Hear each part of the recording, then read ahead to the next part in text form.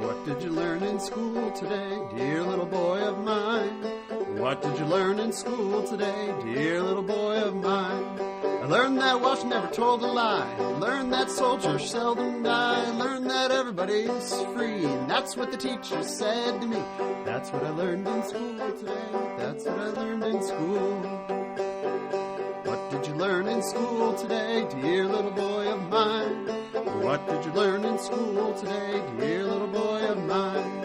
Learned that policemen are my friends. I learned that justice never ends. Learned that murderers die for their crimes, even if we make mistakes sometimes. That's what I learned in school today. That's what I learned in school. What did you learn in school today, dear little boy of mine? What did you learn in school today, dear little boy of mine? Learned our country must be strong. It's always right and never wrong. Our leaders are the finest men, and we elect them again and again. And that's what I learned in school today. That's what I learned in school. What did you learn in school today, dear little boy of mine? What did you learn in school today, dear little boy of mine? I learned that war is not so bad. I learned about the great ones that we've had. We fought in Germany and in France. Someday I might get my chance. And that's what I learned in school today. That's what I learned in school. Now that was real. That was what I learned in school. And actually, that's what I learned on my That's what I learned about 2 seconds ago when I started trying to sing with you. As I learned in Florida with Dr. White, from the Old Glory Band. That's what they don't teach you in school. That's true. That is what they don't teach you in school. The most important things. That was a Pete Seeger song that was redone by Jager and Sienkiewicz, which actually probably sounded a lot better to us than it's going to sound to you because, and this kind of gets into what we were talking about, the recorded music, which has a perfection that's sort of artificial, right, based on all the technology that everybody does. There's no way that our version of that would ever be preferred, right? However, to us, and to anybody that was here, would they have been here in reality? It would have been much more enjoyable. But even people that know us might find it in some ways more preferable than Pete Seeger. Not necessarily for the music quality, but because they see it as a real sort of encounter, a relational encounter. With the song, even though the song is at a subpar state, it kind of attains a higher, maybe subpar with my singing. No, I was just goofing around yesterday, figuring those chords out, those chord changes. So pretty simple song. We'll have to do another one. I mean, this is. I think we're transcending the YouTube. So make requests. Oh my goodness! Yeah. We'll do a call-in show soon. Yeah, and I think if any of you are engaged, we do weddings. We do. That's right. Although weddings now would be probably more podcast style. Yeah, so actually we could do it pretty easily right here in the garage, right? just play it for you and your spouse when you exchange vows on your own, because canon law says you can do that if you're not going to get married. If you can't have a priest to be married within a month, just exchange them on your own with 2 witnesses, and it's valid. Yeah. Which of course goes to the heart of like why marriage as a sacrament is not conferred by the priest or the deacon, but by the I wonder spouses. What canon law would say about Zoom witnesses. No, I don't think so. You have to have presence. You have to have presence, and I don't think Zoom. Just like you can't go to confession. You can't phone confessions right? So you have to have presence. So, but when we're in quarantine, but we're in quarantine with families as a unit. So just bring the fiance over, and the Sienkiewicz Jager band can stand out the window and serenade. Oh boy! Okay. All right. We'll send you the fees if you're interested. All right. Now moving on to the envy of all. Is that where it started? Well, I thought we were already talking about that. Our musical skills. Yeah, I know. That's right. Maybe we're just making Balaam's asses of ourselves. Oh my goodness, the punning. The punning. Okay. So Dr. Zia would be so happy right now. I know. Okay, so let's get into some Nyssa here. Actually, should have probably saved that for this, where the other podcast we're doing, Love in the Postmodern Predicament, and he has a great line in here about public education system. Yeah. Oh no, that's it. I think we should just redo it. A repeat. Repeat. Second showing. We're on tour. Yeah. Well, I'll save that for that podcast then. If you guys are interested, listen to that one. But okay. Back to Moses here. Actually, we're finishing with Moses today, right? So next class, we're going to actually not read Nyssa. Yeah, that's right. One of the two times that we're not reading Nyssa. So we're going to read Lopez at the very, very end, who unfortunately was supposed to be here a couple weekends ago. Yeah. But we missed out on him. He was very sad. He sent me an email about how sad he was that he wasn't going to be here. But he's hoping that next year. Yeah, I think Muller's trying to bring a lot of them in. Yeah. So I think next year, so stay tuned for Lopez. But that'll be at the end of the class. For next class, we're just reading Scripture, which will be kind of new for me. Yeah. I am not the Scripture guy in the department. Yeah. And you're not the Scripture guy in the department. No. Philosophy of the Song of Songs is... I mean, actually, you probably kind of are the Scripture guy in your department, but we try to keep that on the down low. No, I think it's going to be interesting to read Song of Songs. I'm gonna do a little background reading on some sort of just some studies on what the Song of Songs is, its role, and its dating, supposed dating, where it came from, and I'll sort of do a mini introduction to it before we just get into the text and do what we always do. Because it wasn't like a book that was kind of the backdrop for most deep mystical, like theological. Yeah, works. I think the idea was, you can write on ascetical theology, but if you're really going to write on ascetical theology, you're going to write a commentary on the Song of Songs. Yeah, and it just became that. Somebody was it the Hadot book? Plotinus, he was talking. He had a footnote at some point, or maybe it wasn't a footnote because this whole book is kind of a big footnote. Yeah, right. But he said something like the commentary on Plato's dialogues by Plotinus and by the people in the time period, the Neoplatonists, was kind of treated as as the Song of Songs was treated by Christians. Yeah. It's like the philosophical analog of everyone writing a commentary on the sentences. Yeah. It was your own time to, or your own chance to sort of reflect on this in light of the tradition. So it's not completely new, but so you have But there's something a little more, I think, in the commentary on the Song of Songs than the commentary on the sentences, because the commentary of the sentences, there wasn't a recognition there was some sort of spiritual sense of the sentences or divine authorship, right? Whereas in the Song of Songs, I think there's really this understanding that what I'm saying about the Song of Songs isn't just me using the Song of Songs to sort of like, freewheel it, but actually I think I'm drawing out of the Song of Songs what was put there. So, and I don't think that's what's happening with commentaries on the sentences. And I think commentaries on the sentences were more done in an academic setting, whereas I think this commentary on the Song of Songs is more, not what you learn in school. Yeah, exactly. It's what you learn in the monastic novitiate. And really, this is sort of the point of reading all this for anybody. Is it's just the Christian life living out baptism, right? Right. Which we should get into some Moses here. Okay. I mean, I don't really know what I'm going to say in this one. I didn't find this section as super exciting as the other ones, and I feel like he's kind of saying things that he's always said. But there is some cool stuff in here that I do want to bring out, especially near the end. I liked the brazen serpent. Yeah, you want to go there? Sure. I mean, I thought the discussion of envy was also kind of interesting. Well, and this is very Nissan, but I think it's very patristic too. I mean, the very beginning here, before we get into the brazen serpent, he says, "Envy is the passion which causes evil, the father of death, the first entrance of sin, the root of wickedness." Like everything comes from this, right? And I think... And he kind of goes through, just as with Moses, he goes through kind of a salvation history. Yep. He goes through kind of a fall history. Yeah, it is kind of Lapsarian history. Lapsarian history. Yeah. Through envy. And he says through envy, this happened and this happened and this happened. Yep. And I think in some ways you kind of see through all saints the life of Moses. Through all sinners, you see the life of envy. You see the life of...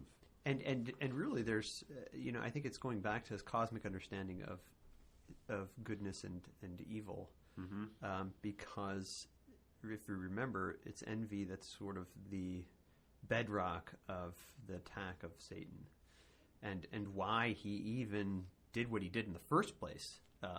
He saw it as envy, and interestingly enough, not as some other people in the history of Christianity have said, he's envious because God became man, and why would he worship that? Right.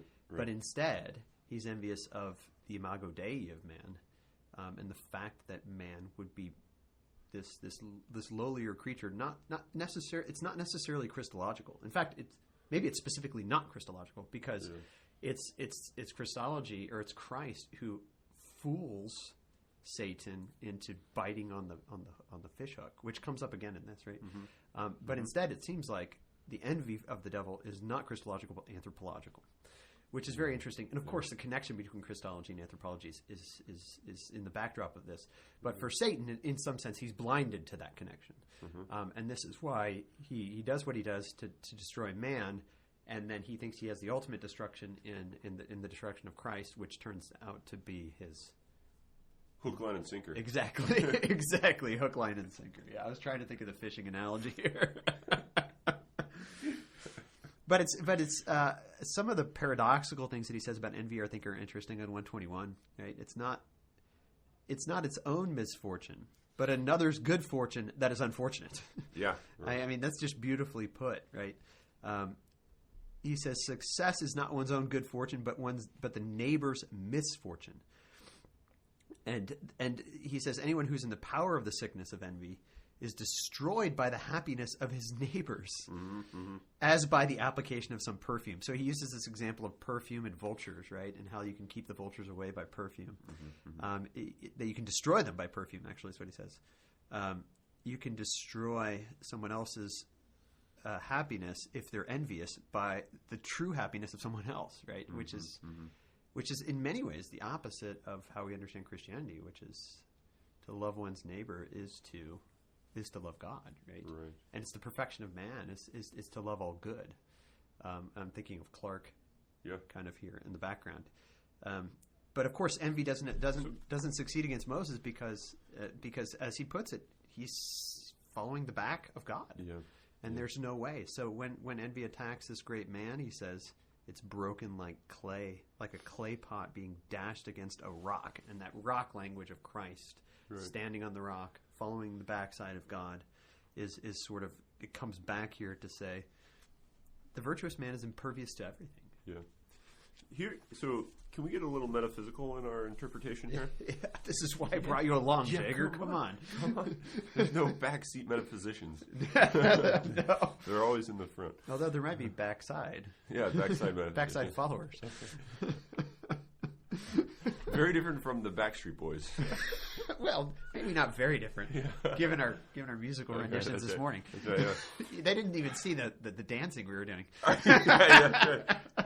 have overalls on and a sideways baseball cap. Oh dear. Okay. So, let's get metaphysical. So envy seems to take. The envious person seems to take the other's good as not their good. Yeah. Right. And I think that... Whereas their own bad. Yeah. Right. And so I think when you really love your neighbor, there's nothing you can be envious of, because you see your neighbor's good as fully your good. Right. Because you recognize sort of the unity of the cosmos, and what you care about most is the good of the good. Yeah. the capital G good, right? And if the good of the good is my neighbor's good, right, then it's good for me. Yeah, right. And so there's only rejoicing when you see good. There's no desire to have what they have, right? As if you didn't already have it, right? And so in one sense, there's an indifference to who is good or what is good. Yeah, it's all that matters is that good is, and it has something to do with that. All you care about is what good is. But there's another recognition that wherever good is, it's mine, and it's mine because it's his, and it's him that I care about having it. Where how does it go? Wherever your heart is, there your treasure is. Yeah. So that your love of the good person thereby makes all of their blessings your blessings. Right. And it almost seems like, and Gregory doesn't say this, but it seems like this to me, that when you love the other to the point that their blessings are your blessings, they're greater blessings than if you had them yourself. Yeah. Right? I mean, I just think about marriage, right? If I can get Kathy to be happy, I'm happier. Yeah. Than if I were happy. Right.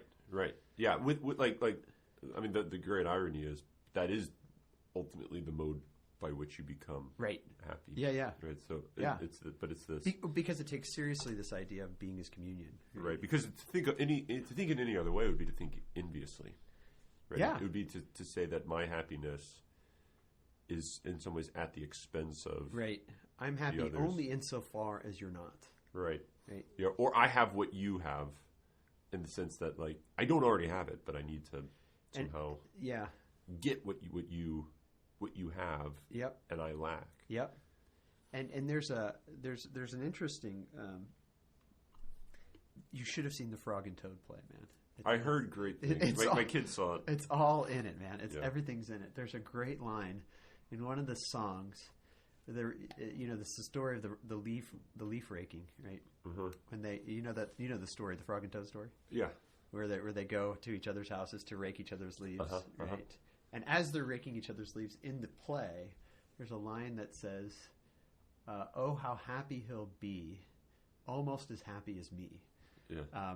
Thinking of when their friend discovers that somebody raked their yard, and they're imagining how happy the person will be, and yet at the same time they recognize that the friend will not be as happy as me.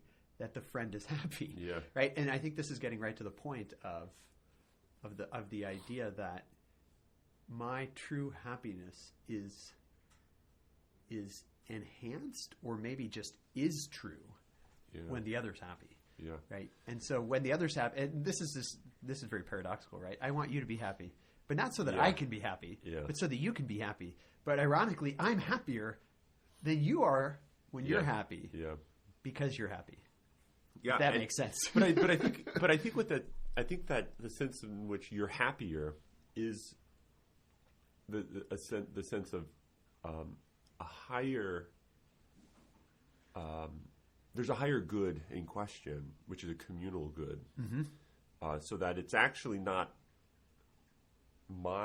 in some ways, I'm happier only by sort of sharing in this now with the other, and so it's kind of it's a happier that actually brings the other into that state, and so even more paradoxically, it seems to not be actually happier. Yeah, right. Because it's kind of like you want to make your spouse happy, and that's actually what's going to make you, in some ways, even more fulfilled. Than your spouse. But in virtue of you being more fulfilled and being a loving spouse, they themselves then are brought up into that. Right. It's almost like an infinite, never-ending ladder, by which if we love each other. Mm-hmm. When my friend is happy, I'm happier. And yet, if that friend is really my friend, and they see me as a friend, then they see me happier, then they're happier that I'm happier, and then I see them, and it's like, it's almost like a communal double-rung ladder that's always going higher. In the words of Gregory, right? He always found a higher step. There's always but it only this is very interesting because it makes me think of the image of the Trinity and the fact that we're made in the image of God, and that's serious, that we participate in being which is Trinitarian. Therefore, what does it look like in a changing temporal being? Right. It looks like perpetual change for the better. And so all it is that is what an image of God is. Yeah. Because it's not that I'm happy with stuff or that I'm happy with even with the other, but I'm happy as the other's happy. And then when I'm happy, they become happier. Yeah. And it's this sort of perpetual movement up. Yeah, because you recognize that your good is now not at the expense of or in contrast to the other, but it includes the other. And this is kind of an ancient understanding of virtue, isn't it? I mean, the pizza goes away. Yeah. You can only have pizza insofar as there's pizza. But wisdom, when shared, is not diminished. Right. And what we seem to be suggesting is that it's actually increased. Yeah. Right. Yeah. And I think this was, something that the ancients flirted with in conversations on friendship that they saw, and they're therefore kind of some people writing on like politics, this notion of a common good, which was a higher good than the good of the individual, and so the fulfillment of the individual was had in this higher good, such that that's what allows for the sacrifice of the individual for the greater good or for the greater community to actually be a greater individual good. Right. So it's kind of like, how in the world could dying ever be a good thing for an individual? Right. It's never going to be a good thing for an individual unless the individual finds a higher good to which the sacrifice of his or her life, for that, to be worthy, and so that the individual's life sort of persists through the higher, higher good, the higher their life. Being or their existence has to be wrapped up in something else. It's the piggy woodcutter. Yep.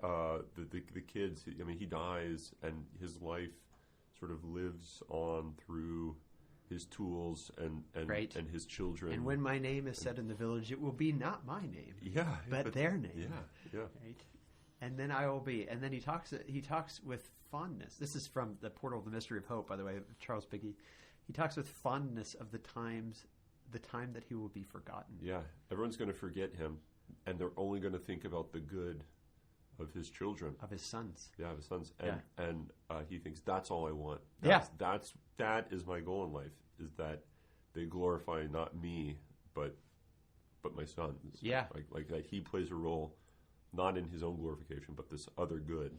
Which is interesting because it's not that can easily be mistaken for they will glorify me and my sons. Yeah. Or my sons will erect a monument to me. But rather it's that they will glorify my sons for them. Yeah. Right? Rather than for me. Right? Which is somehow living on in them, but not for myself. Yeah. And it's the exact opposite of envy. Yeah. Like the exact opposite. Yeah.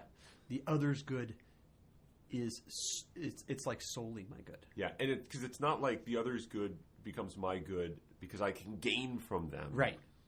That's still an envious thinking. I want really good children so that people think, what a great dad you are. Yeah, exactly. Or really smart students, and they think, wow, what a good teacher he is. Right? Yeah. Or really good like bluegrass songs, and think, wow, what a really great wedding band they are.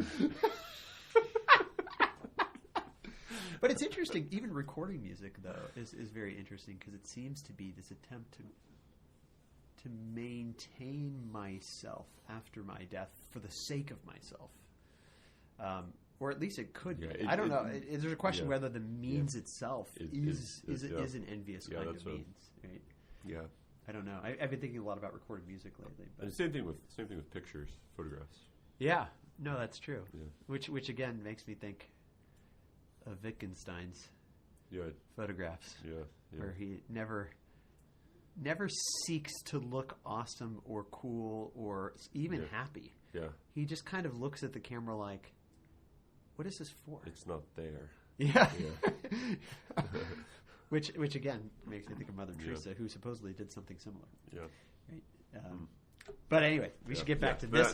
Sorry, so that was a. No, that was great. That was really good. But it's something interesting about going back to Moses, right? Not being attacked by envy. Yeah. Envy sends the dart against Moses, but does not reach the height where Moses is. He's so high. Right. I think this fits really very well, actually, into the section on Balaam, page 130, when he starts talking about the ineffective reproaches against the virtuous. Right. So if you look at paragraph 295. As we bring the history into harmony with our earlier investigations, we say that whoever wishes to utter a curse against those who live in virtue can bring forth no harmful and maledictory sound at all, but that the curse turns into a blessing. Okay, so he's giving the spiritual sense of Balaam, who's sent by the Midianites to go curse Israel, who is about to come and kick the Midianites' butt. Right? Yeah. And he's supposed to go curse them, but when he goes to curse them, his curse turns into a blessing. He can't curse them. Right? And so Gregory's making a comment on this, and he says, this is the spiritual meaning of this. What do we mean? What we mean is this: railing reproach does not touch those who live virtuously. And I love this next paragraph because I think it makes a really good point, almost a point that he's been trying to make the whole time, I think. Yeah. For how can the man without possessions be reviled for covetousness? That line right there reminds me of St. Francis, who says, when I have nothing, I do not worry about the thief. Right. I do not worry about the corruption of the things that I have, because I don't have anything. It's a very stoic. It's also a very, but it's a recognition that true peace comes about from this. Yeah. How can a man without possessions be reviled for covetousness? How can someone go around preaching on profligacy to the man who lives a retiring and secluded life? Or about temper to the mild man? Or about luxury to the man of moderate habits?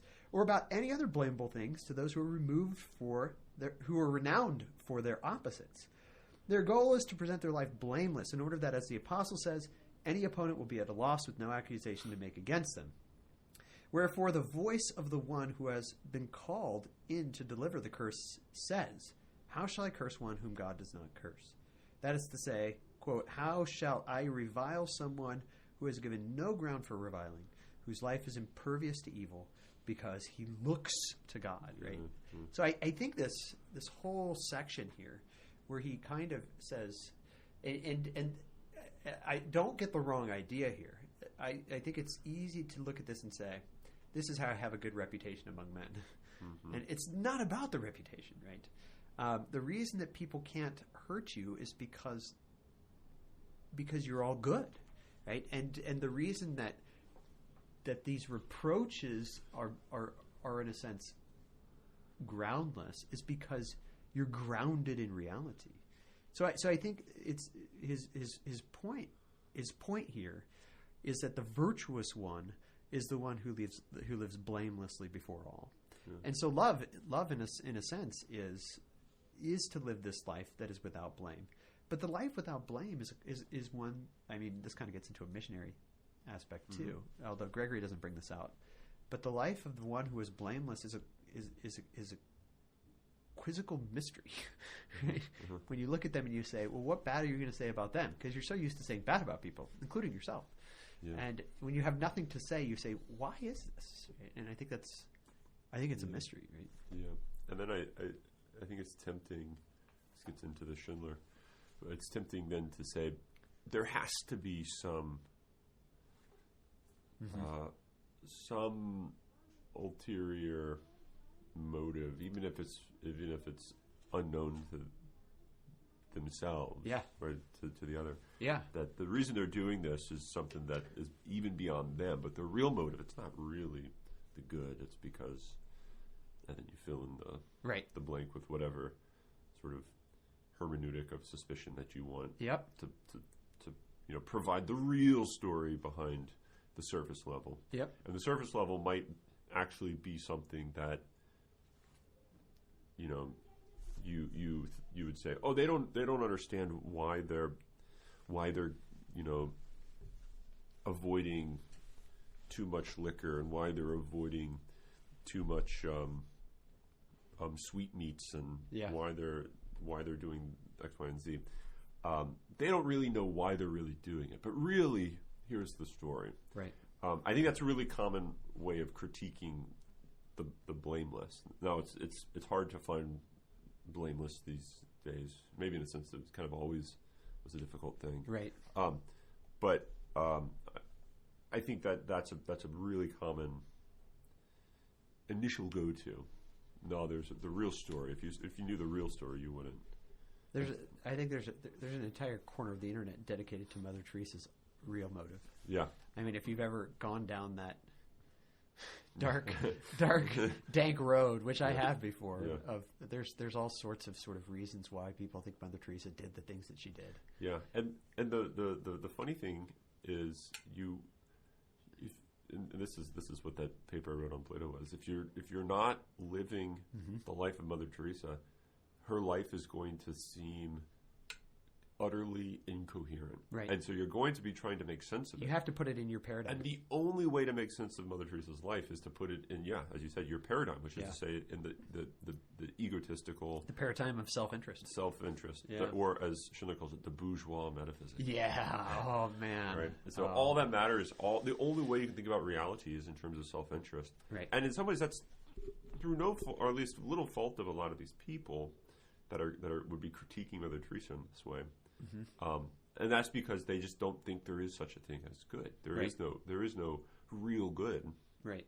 And so the only thing there is self-interest. Even altruism is self-interest. Right. It is. And I mean, this is just, I think it's paganism at its final end.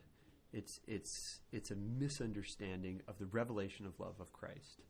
And if you don't understand that, then of course it's all going to be about myself, right? Because even the Platinian one was just about himself. And so this is why Christianity changes everything, I think. But it's what's interesting about Gregory here. A couple things actually. He starts to rail on page 131. I know I jumped ahead, but he starts to rail against pleasure here, right? And he really sees, and he uses fishing analogy at the top of 131, which I found to be interesting that it came back. Yeah. It says, resorting to that trickery characteristic of him, talking about the devil, he through pleasure again enticed nature to evil. Pleasure is truly like envy's bait. When it is thrown out lightly, it draws gluttonous souls, we might say masked monkeys, to the fish hook of destruction. And so he makes this. I mean, if you read the history, right? If you read Exodus and Numbers, this is what happens here, right? They conquer, they destroy, they go and they take out all these different people. I like how he names them all. He has a list of the enemies that they conquered. It's somewhere in here. I don't remember now. He talks about the Idumeans and the Midianites, and he says all these people were destroyed by the Israelites. And then what destroyed them? Well, the way he puts it is the feminine darts of pleasure. But if we're honest, right, not getting into some sort of anti-feminism or something like that, but if we're honest about it, we have to be serious, at least on the male side of the human fall. The pleasure, the distortion of human sexuality is maybe the worst distortion and at the root of the human person. Yeah. I mean, this is where John Paul II gets into this stuff really well, I think. So I don't think you have to take this as sort of all women are temptresses, because you always have to remember at the back of your mind, where did we start this class? Right? Who is the perfection of virtue? It's Macrina, right? Yeah. It's Macrina. So it's not the woman qua woman that is sort of the evil. Right. Rather, it's the fallenness of our own sort of desire for pleasures of the flesh. And so there was earlier in here where he also talks about the is that the very beginning? I think it was the very beginning.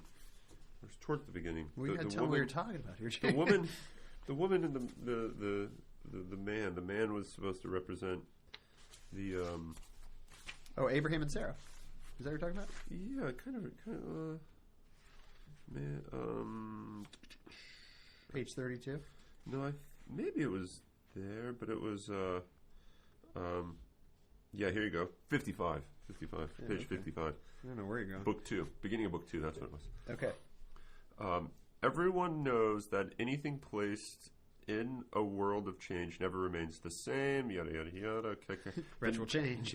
The narrative is to be understood according to its real intention. For the material and passionate disposition to which human nature is carried when it falls is the female form of life, whose birth is favored by the tyrant. The austerity and intensity of virtue is the male birth. So maybe one of the things that's kind of going on what's on his mind in this passage later on is it's sort of weakness which conquers strongness. Now I think what he's saying is go with the standard historically contextualized view at the time of the woman as like the weak, the weak, the passionate one. The male was the strong, rational one. Yeah. And I think he's saying is the strong rational one is conquered by the woman, the weak. Now it turns out that sort of characterization doesn't have much to do with like sex in the sense of like male and female, because he characterizes Macrina as one of the most virtuous people he's ever known. Right. And so in some ways she has the excellences that would make her a true man in this other sense of man. Right? In the spiritual sense of man and woman. Right. Because he's taking that the passage of the killing of the infant sons of Israel as being a spiritual explanation of strength and weakness. Mm-hmm. Yeah. So he sort of uses that dichotomy. That's a good way to put it. The spiritual senses of man and woman, and maybe that's something that's he's sort of playing with here. Mm-hmm. And of course, Phineas is the great hero here, right? Who, I mean, the passage in Numbers is well worth the read. When the guy and the girl go into the tent, I think it's a Midianite woman, maybe, and an Israelite dude that go into the tent and engage in what men and women engage in. And Phineas, with one spear thrust, kills them both. Yeah. And Gregory, he brings up this thing that I was talking about before. Right? He says he did the work of the priest by purging the sin with blood. Right? Again, there's this purging with blood. And he kills them both with the spear by the piercing the two bodies conjointly, stayed divine justice, mixing pleasure with the death of those who sinned. Yeah. Right? And he specifically even says right after that, pleasure seems to be the worst disease of all, afflicting men's thinking. And it changes the way that they even see reality. There's many paintings of Phineas spearing the two lovers. If you're interested, one spear thrust. Interesting. So this is something that artists have taken up. Yeah, but the interesting thing about it, I think, is the spiritual understanding, right? That he's trying to get out here, right? It's just as they conquered all these people, they are conquered by pleasure, and this is where he says pleasure makes men into beasts, right? And he talks about the irrational animal. We've already talked about his anthropology, right? Where you have the irrational that's joined to the imago Dei, and that's what happens in sort of the fall. Right. Not that bodies are bad, but that the garments of skin or the leaves of fig, as the footnote points out here, are seen as equivalent to each other. There's this something that happens at the fall that causes us to be more irrational or more united with the rational animals, or not a true union, right? Because I kind of think we do need to be united with the rational animals in a true union. Right? Yeah. So his kind of advice on this is that we have to conduct our lives, 132, we have to conduct our lives as far removed from pleasure as possible, right? That we have to stay far away from the thing that inflames. Yeah, and I think that's what he means by virginity. I do too. Yeah, right. Yeah. And of course, there's the literal and the spiritual sense, right? The literal sense of virginity is just really not getting married, right? Right. And the spiritual sense is staying away from or having ascesis in such a way that you're not blinded, because he gets back into sight right after this, right? Right. The desire which arises through sight, and yet at the same time is a blinding, right? He says the evils of the passion, like a plague, stop only at death. So the only way to sort of like overcome this is by recognizing in humility one's weakness and fleeing from them. Now that's not a fleeing. I mean, and this is sort of the confusion in Christian sort of asceticism for, I think, a few centuries. Is there's a question of, if I flee from creation and creation is good, then aren't I fleeing from what God has made? But it goes back to this understanding of, if I detach myself from creation, then I'm only giving it back truly. And this sort of John on the cross understanding, detachment leads to the full unity with the thing. I think he is saying something along those lines very almost explicitly in the section The Royal Way. Yeah. Where he brings up the incredibly interesting passage 289. He talks about virtue as the moderation, the mean between the two extremes, the excess and the deficiency. And then in 289 at the very end, he talks about... Yep. Oh, this is important. He talks about there's the person that lacks moderation, the libertine. So in one way to think of it in light of what you were just saying, the person who thinks all of creation is just perfectly good and in itself, nothing to flee from, nothing to worry about, and everything can just be like brought.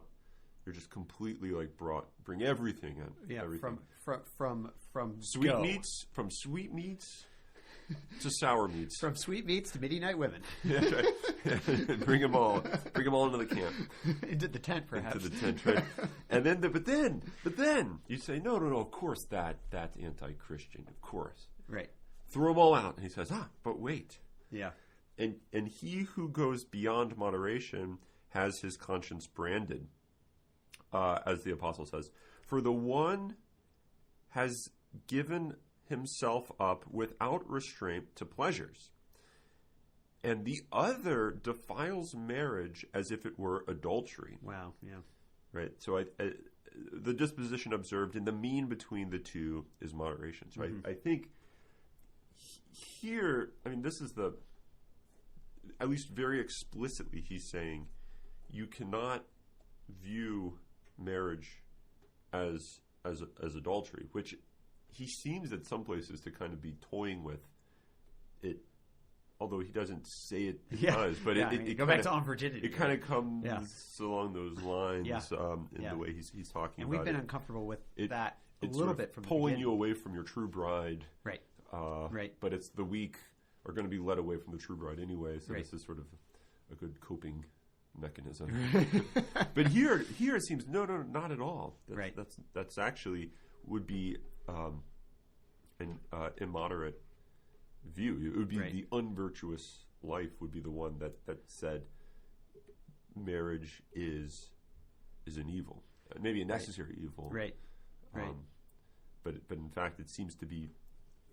Marriage is more in the means. It looks like he's saying, but I think his point about, and he says this a couple times in this paragraph, disposition. It's the disposition that matters. It's the disposition that matters.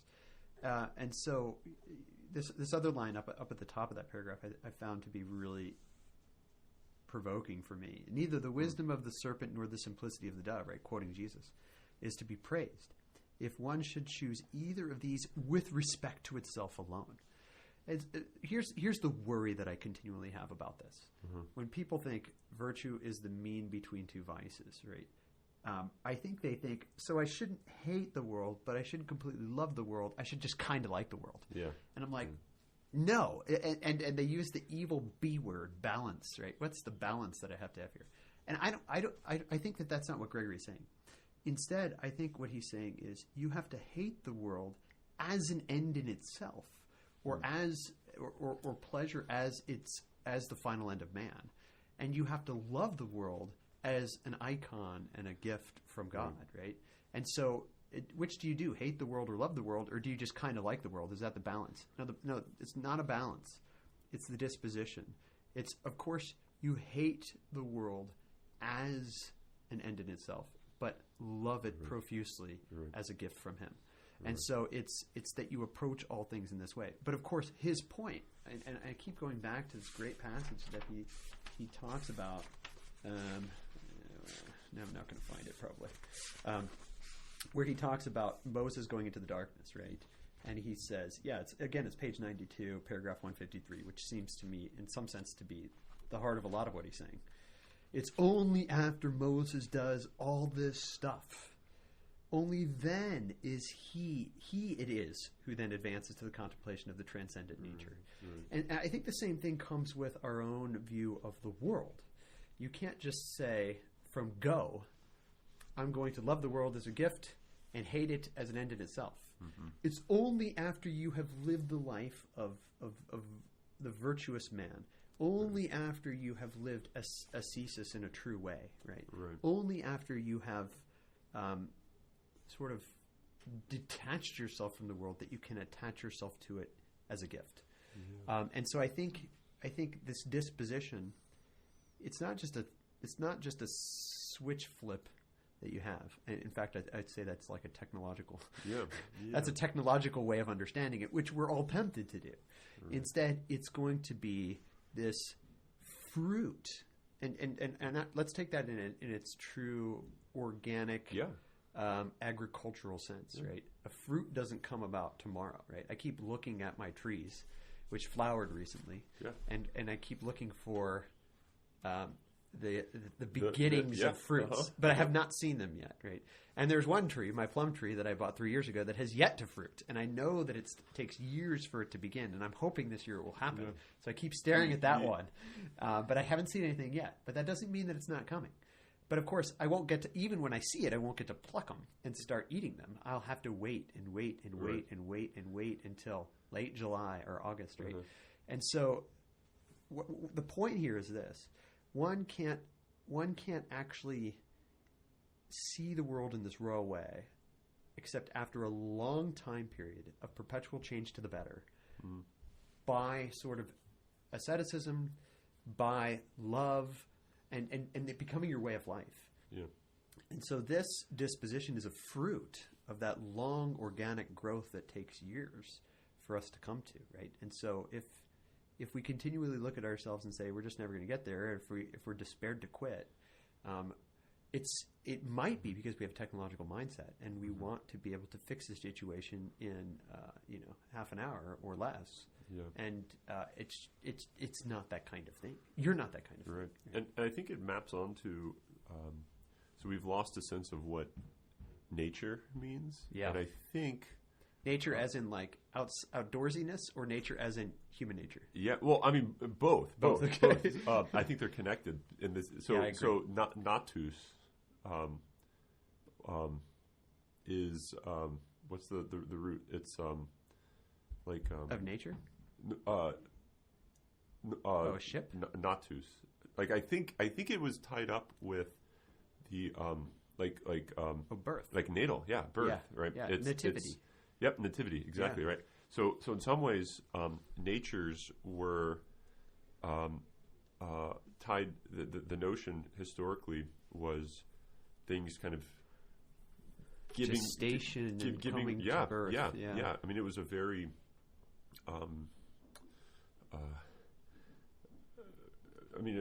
in the Middle Ages, it was a fairly odd term, made people kind of feel uncomfortable because you're talking about basically the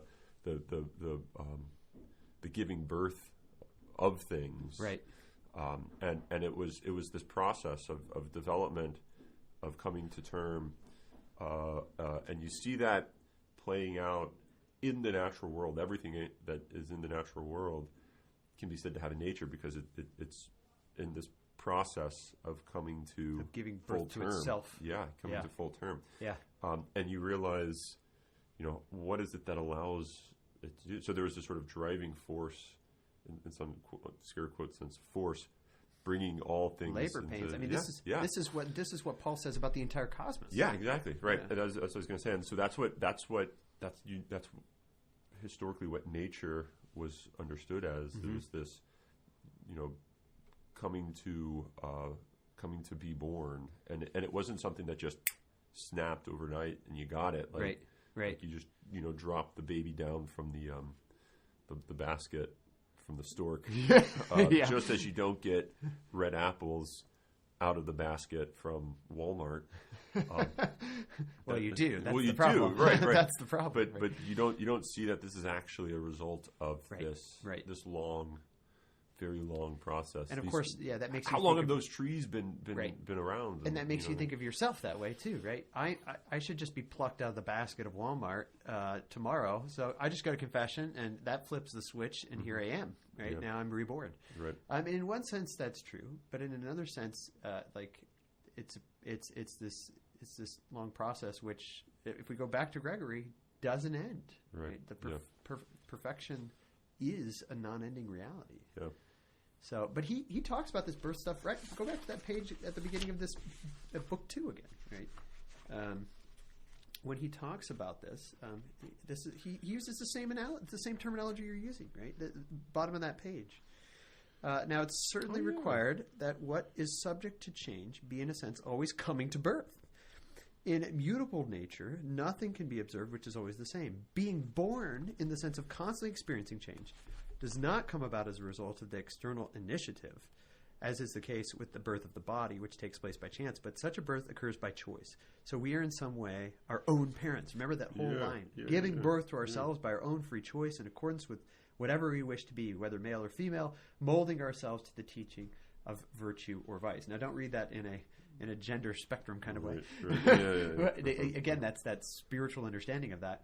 But this idea of giving birth to ourselves, I think, is right at the heart of what you're saying. Mm-hmm. And so here at the end of his text, when we talk about the disposition, and it only comes after this long life of philosophy, only then do you actually give birth to yourself in a way that you can see the world as it is. Yeah.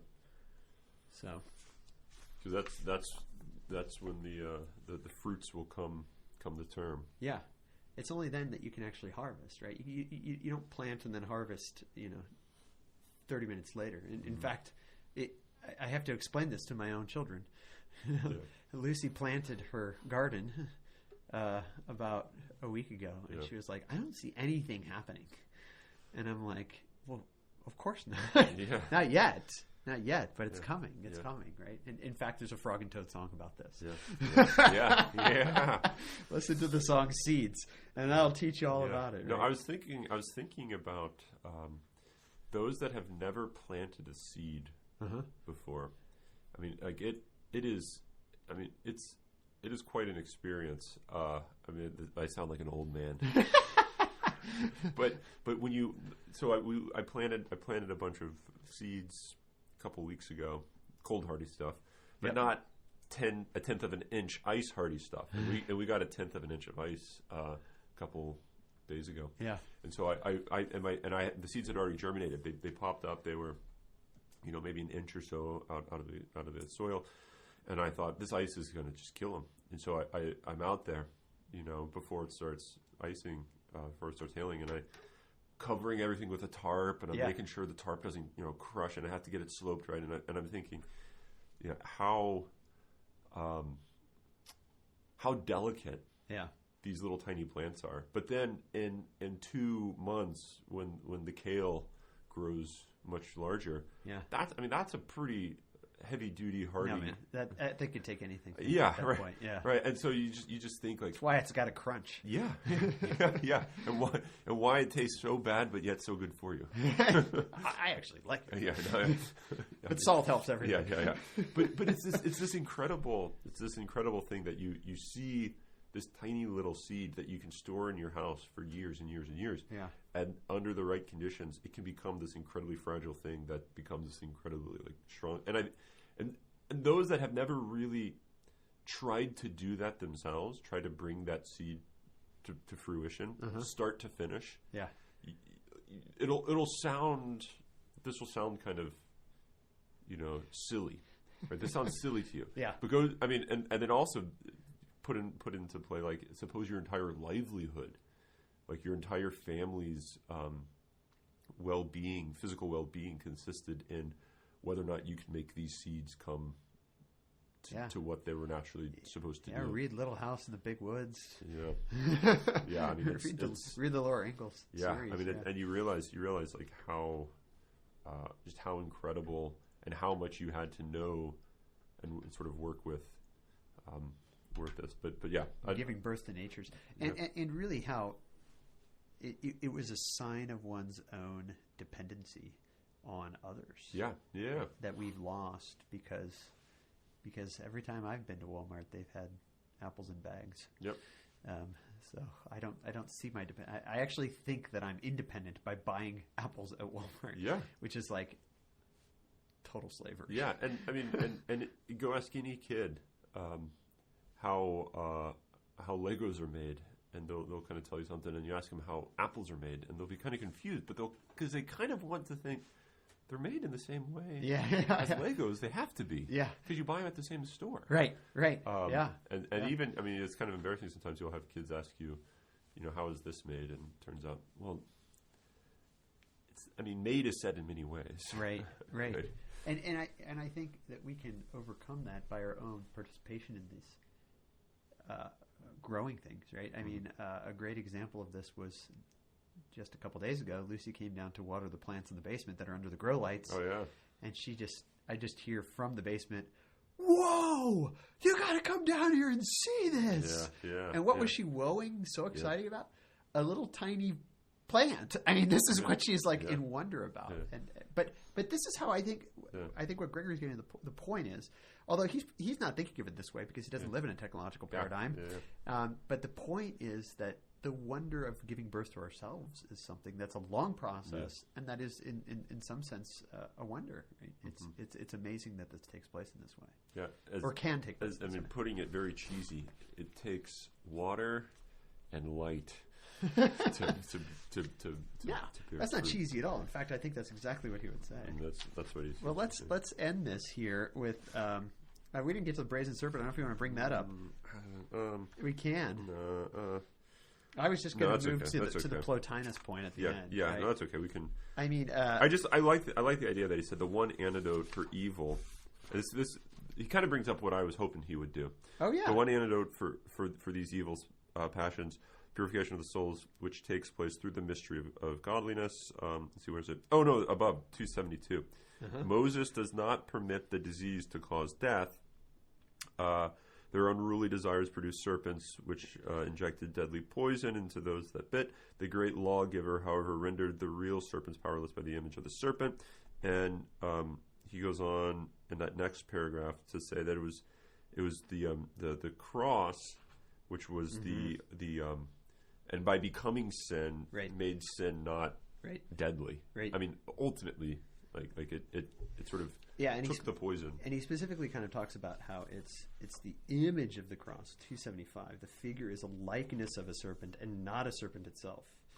Because Christ, of course, isn't sin. But of course, there is that mysterious passage. What does it mean that he became sin? Right? Yeah. He isn't sin, but he takes on the image of the likeness of sin in order to destroy sin. Right? Yeah. And we might go further than that in a Balthasarian sense, but and I think when you look at the cross, all you see is evil. Yeah. But yet it doesn't destroy you. Right. It actually saves you. He thinks, right. It's such that same thing when you look at the serpent. All you see is death, is evil, but it doesn't destroy you. It actually is what saves you. Yeah, but he does make the interesting comment that Thomas brings up too, on 277, where he says the gnawings of desire are frequently active even in the faithful. And he kind of talks about how even though we've been saved, we still have to give birth to ourselves in the new life. Yeah. Right? In the new life. Yeah. And Thomas kind of talks about that too when he talks about baptism. But we have to talk about 320. Are you going to talk about 320? Sure. But yeah, no, that's where I was going now. Okay. I mean, hold on. Well, before we do that, one more thing about just leading up to that, right? Yeah. And this is 313, page 134, which I knew that you were going to love. 313. Yeah, the Plotinus point. Did you look at the end note? No. You got to look at your end notes, man. Jacob. See, this is like I'm just a curse every time you do it, but still look at them. That's kind of how I do it. Okay. But 313, at the bottom of 134. He talks about Moses. He says, having come to the very top of the mountain, he, like a good sculptor who has fashioned well the whole statue of his own life, did not simply bring his creation to an end, but he placed the finishing touch on his work. And the finishing touch seems to be, in some interesting way, dying for the Israelites, being in solidarity with them, not going into the promised land, because they were all punished, right? They're not going to go to the promised land because they didn't go fight the Canaanites right away. And Moses is always seen as being punished as hitting the rock twice. Gregory doesn't even bring that up, interestingly. Yeah. He thinks the reason that Moses dies is because he dies... His purpose in life is in some sense to be in unity with them, and he puts that in here somewhere, but I'm not finding it right now. But the interesting thing is that the sculpting the statue of your own life, that's directly Plotinus. And the finishing touch, yeah, it's directly Plotinus, right? And he brings this up a couple times, the statue making of him, right? But he says the goal of life. The whole goal of life, which Moses reveals to us, the one purpose of life is to be called a servant of God by virtue of the lives we live.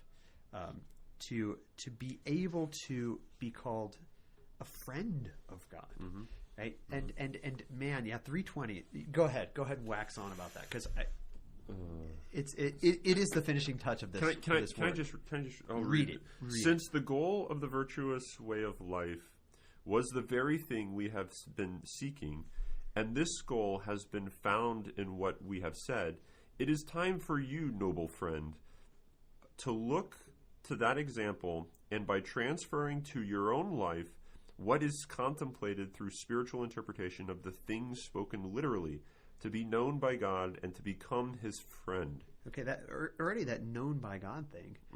That's Clark, right? Cogitor ergo sum. Yeah. But anyway, keep going. Yeah. I like how he says this is what we saw in his praise of Macron, his praise of Basil, here in this praise of Moses, that by thinking about these things, you transfer to your own life those realities that you see in Moses and those realities that you see in and you fill in. Yeah, because in a sense what you're doing is you're following him as a leader. Right. Yeah. Who is following God as a leader. So I like how he put it explicitly that you're transferring their life into your life. Right? Their spiritual life becomes your spiritual life. This is true perfection. Wait, before you say this.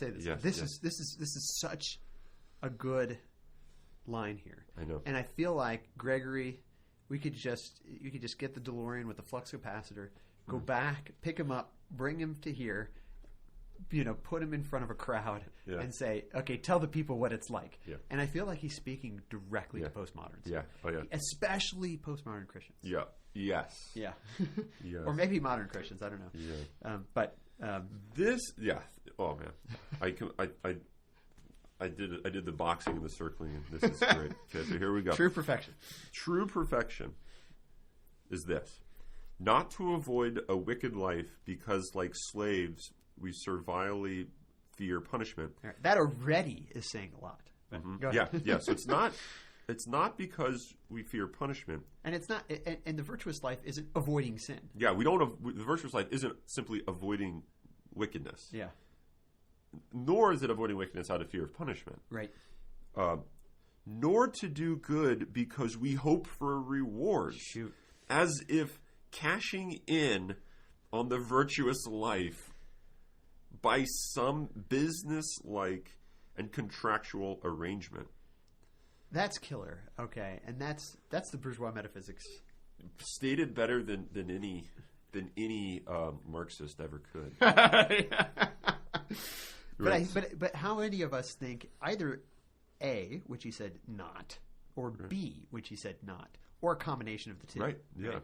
Yeah. And this is, in many ways, I feel like my entire theological career is convincing people of this point that he's making. Yeah. We're not hoping for reward as if we're cashing in on a virtuous life. Right. As if it's a business transaction. And as if it's not an end in itself. Exactly. So and if it's not the final end of man. Right. Right. On the contrary, disregarding all those things for which we hope and which have been reserved by promise, we regard falling from God's friendship as the only thing dreadful, and we consider becoming God's friend the only thing worthy of honor and desire. This, as I have said, is the perfection of life. Yeah. I mean, I was thinking, because the person who wants something as a reward for the virtuous life is the person who says there's something better than God. Right. There's something better than God, and it's what he has. It's what he can give me. Right. And it's not the mere friendship with him. It's not him himself. Right. Right. As the great Mother Mary Loyola in her book The King of the Golden City says, too often we look at his hands and the gifts that he brings rather than at his face. Yeah. Which is killer, I think. Yeah. But true. And of course this and of course the person who seeks this end, the wrong end, is the one who's not the friend of God.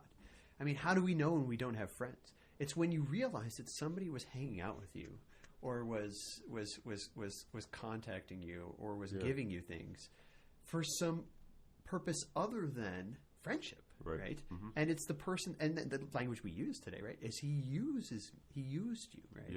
And lots of times we'll talk about use for sexual desires, but we could talk about use for anything, right? Use for getting up in the business world, promotion. Use for even for my own feeling good about myself. I hang out with my friends because I like me better when I'm with you, as the terrible popular song says today. That is not friendship, right? And I think that's really important to recognize. That friendship is, and this is Elred of Ravoux too, and Cicero for that matter. Friendship is for its own sake. And if we think that it's for some other reason, including rewards that have been promised, then we're not friends of God. Right? Anyway, we should end on that. That's good stuff. We should end on that. Yeah. And I don't know that we have any music ready to go. No. But maybe you can take us out with a little instrumental, Dr. Jager. A little instrumental here. Okay. Here it is. Here we go.